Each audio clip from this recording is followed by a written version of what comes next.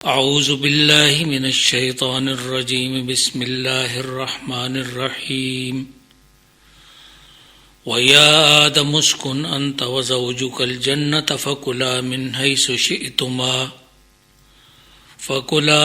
حَيْثُ شِئْتُمَا وَلَا تَقْرَبَا هَذِهِ الشَّجَرَةَ فَتَكُونَا مِنَ الظَّالِمِينَ فوسوس لهما الشيطان ليبدي لهما ما وري عنهما من سوآتهما وقال ما نهاكما ربكما عن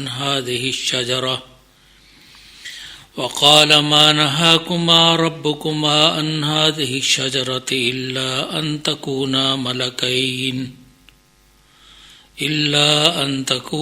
ملكين أو تكونا من الخالدين وقاسمهما إني لكما لمن الناصحين فدلاهما بغرور فلما ذاقا الشجرة بدت لهما سوآتهما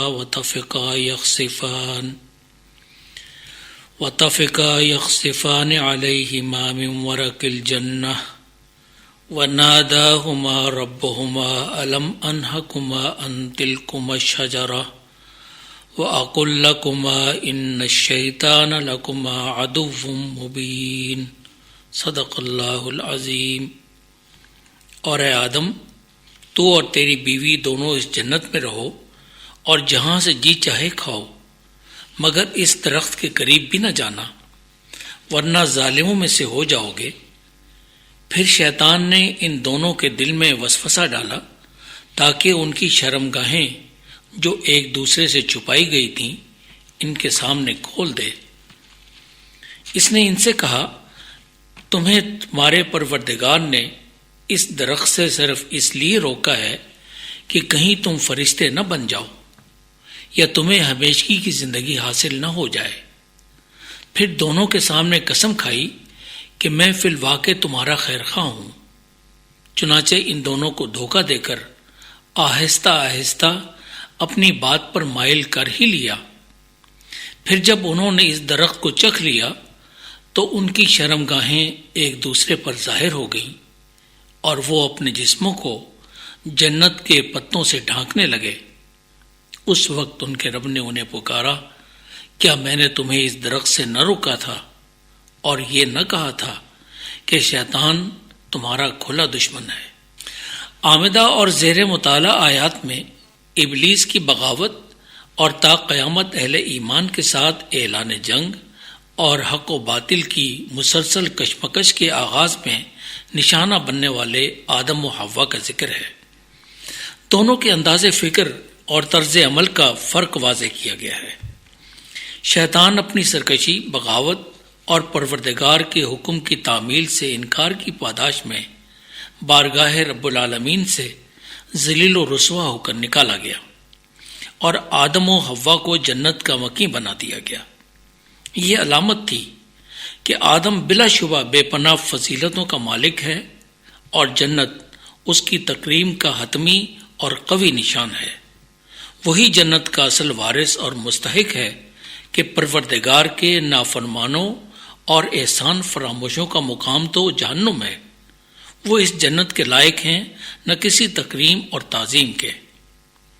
جنت اللہ کی بے شمار اندیکھی، بے مثل اور بے نظیر، کبھی نہ ختم ہونے والی بے شمار نعمتوں کا مرکز ہے۔ آدم و حوا کو ہر نعمت سے لطف اٹھانے کی اجازت دی گئی، مگر ایک مخصوص درخت یا پھل کے قریب جانے سے بھی روک دیا گیا۔ علماء تفسیر نے اس حکم کی کئی توجیحات پیش کی ہیں، مگر اصل بات یہی ہے کہ آدم کی آزمائش مطلوب تھی اور اس کے نتیجے میں اس کی بندگی رب کے بے مثال طرز عمل کو اور شیطان کے رویے کو تا قیامت انسانوں کے لیے نمونہ عمل بنانا مقصود تھا۔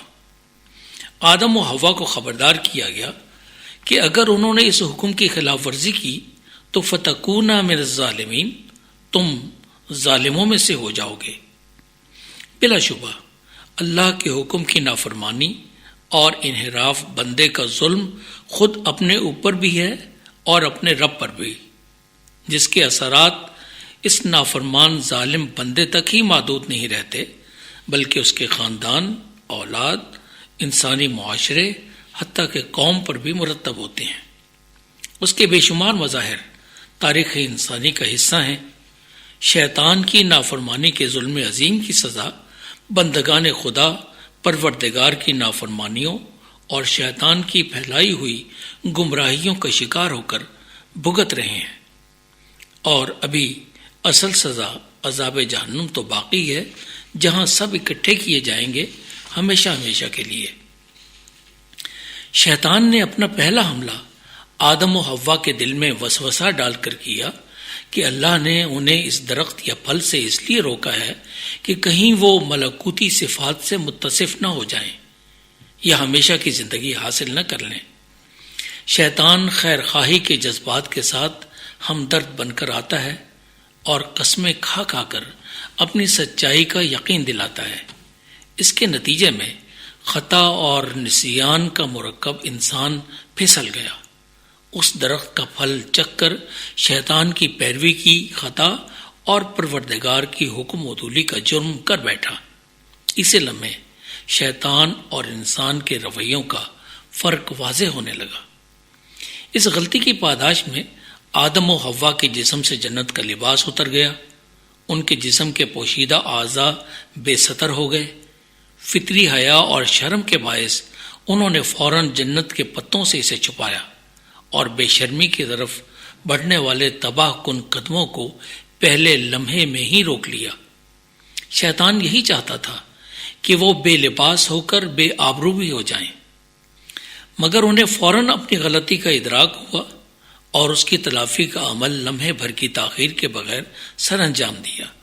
وہ تھا اعتراف قصور و خطا اور اس پر توبہ و استغفار اور اپنی آبرو کی حفاظت۔ اہل ایمان خبردار رہیں کہ جب وہ پروردگار کی نافرمانی کریں گے تو شیطان کے لیے ان پر حملہ آور ہونا بہت آسان ہو جاتا ہے۔ وہ ان حساس اور نازک لمحات میں انسان کو بآسانی بے حیا بنا سکتا ہے، اور جب حیا و شرم ختم ہو جائے تو پھر سب کچھ ممکن ہے۔ پروردگار کی بندگی، ناشکر گزاری، جہالت، سرکشی اور بغاوت، گمراہی اور آخرت کی بربادی۔ قابل غور نقطہ یہ ہے کہ دینداری، نیکی اور حق پرستی کی بے شمار مظاہروں اور اعمال کے باوجود ہماری انفرادی اور اجتماعی زندگیوں میں بے حیائی، برہنگی، بے شرمی کے بڑھتے ہوئے رجحانات اور اعمال شیطان کے لیے کس قدر خوشی کا باعث ہوں گے اور پروردگار کی ناراضگی کا۔ مگر ہم غور کرتے ہیں نہ خود کا محاسبہ، حالانکہ بے حیائی نافرمانی رب کی سب سے بڑی شکل اور شیطان کی کامل پیروی کی علامت ہے۔ بندگان خدا کے 2-3 شیطانی نظریات کی تردید سامنے آئی۔